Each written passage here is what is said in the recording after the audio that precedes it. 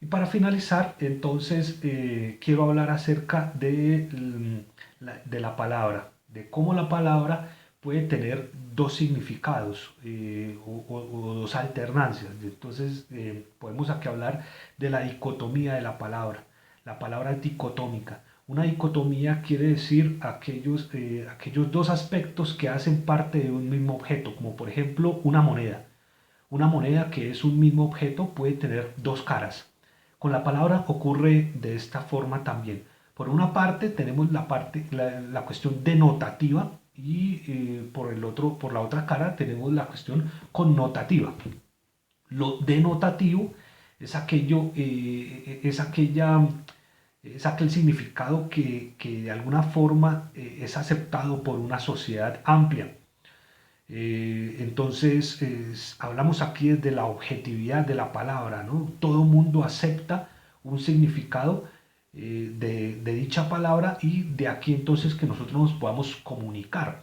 Esto es explícito, esta es una forma explícita del lenguaje en la cual no se requiere ninguna forma de, de subjetividad por parte de quien está hablando o de quien está escuchando. Aparte también de ser explícito, nosotros lo podríamos tomar dentro de la descripción, ¿no? Una descripción de un lugar o una descripción de una persona es algo denotativo, es algo objetivo. Cuando decimos es una persona alta, es una persona que tiene una camisa azul, es una persona que trabaja en tal parte, estamos hablando de una descripción y esta descripción entonces es denotativa y tiene una aceptación por parte de un grupo social. Mientras que por la otra parte nosotros podemos tener dentro de esta dicotomía de la palabra, tenemos la cuestión connotativa, es un lenguaje subjetivo.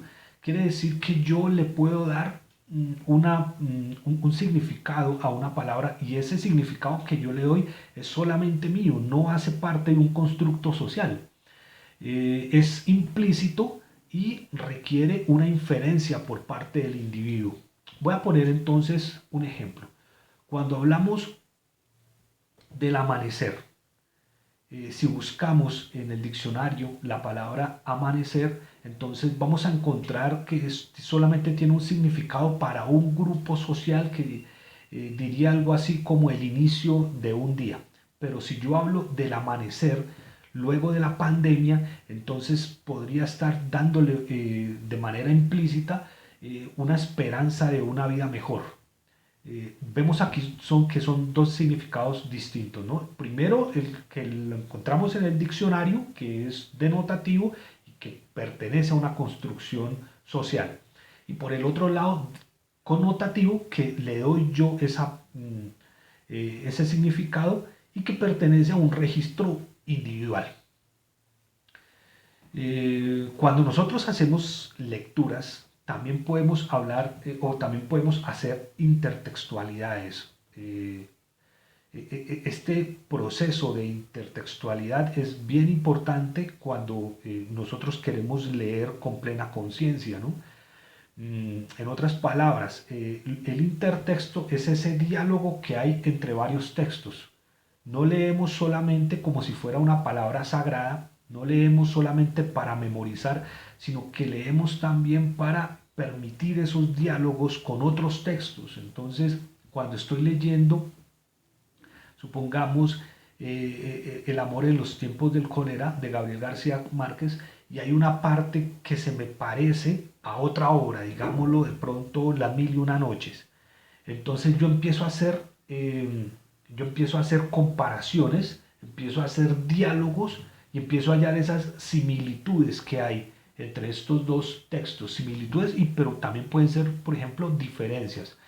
En suma, cuando yo empiezo a comparar, a sopesar dos textos o más textos, entonces estoy haciendo intertextualidad. Eh, Podríamos entonces hacer también comparaciones denotativas, eh, connotativas y equivalencias lingüísticas. Este texto se me parece a este texto, esta película se me parece a esta obra de teatro, esta obra de teatro se me parece a esta canción o a esta obra de arte, etcétera. Entonces, no solamente lo hacemos entre los mismos géneros, sino que también lo podemos hacer incluso con conversaciones de la cotidianidad. Eh, si somos de pronto un poco más expertos, entonces ya a partir de estos textos podemos empezar a compararlos de manera cronológica, qué estaba ocurriendo en la historia cuando se escribió esta novela y por qué eso lo hace diferente o lo hace similar a esta otra novela en relación con la época en la que nació el autor o en la época en la que se escribió dicha obra de arte.